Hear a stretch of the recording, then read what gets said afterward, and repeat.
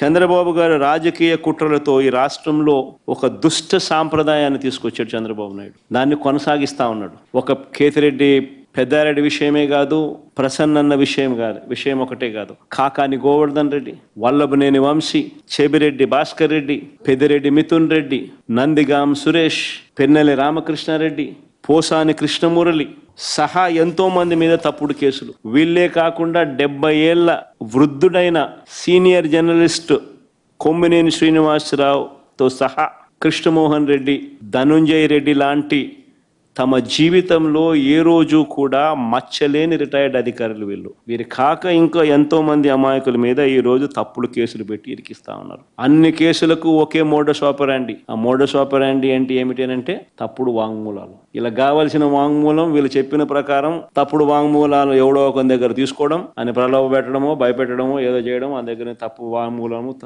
వాళ్ళ దగ్గర నుంచి తీసుకోవడము, ఇలా కావలసిన వర్షన్, దాని ఆధారంగా ఇష్టం వచ్చినట్లు అరెస్టులు.